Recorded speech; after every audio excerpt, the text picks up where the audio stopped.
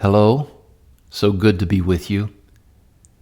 In 2 Corinthians 1 in verse 8, Paul wrote this: "We do not want you to be uninformed, brothers and sisters, about the troubles we experienced in the province of Asia. We were under great pressure, far beyond our ability to endure, so that we despaired of life itself. Indeed, we felt we had received the sentence of death. But this happened that we might not rely on ourselves, but on God, who raises the dead."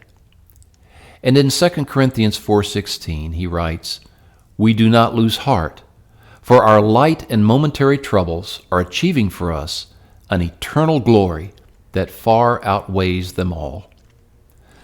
Paul is confessing to his Corinthian brothers and sisters that he had recently been through a trial so severe that he almost did not want to live anymore. He had faced terrible opposition in Asia and was ready to throw in the towel.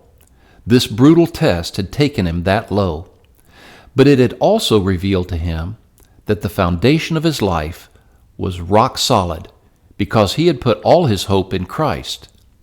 His ordeal had revealed. His despair had made him aware. Along our local coastal towns like Ocean City, New Jersey, they build houses on sand. How do they do it? Well, as strange as it sounds, they actually build the house on stilts. These stilts are the height of tall telephone utility poles, and they use huge equipment, pile drivers, that drive these telephone pole posts deep in the ground through all the muck until they hit bedrock. If you're at the construction site, you'll notice that all that underground muck stinks. Those posts have to go through sand and layers of years of built-up, decaying sea life before resting on the solid bedrock underneath.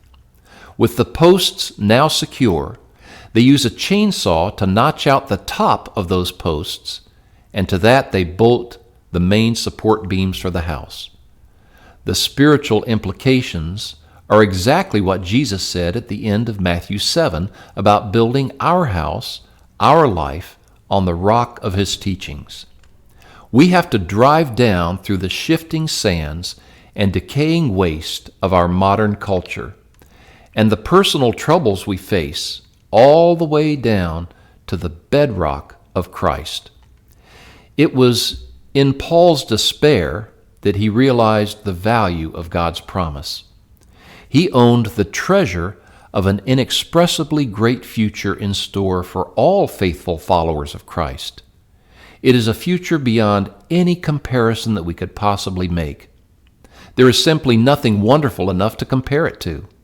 He called it, quote, "an eternal glory that far outweighs any problems we now face."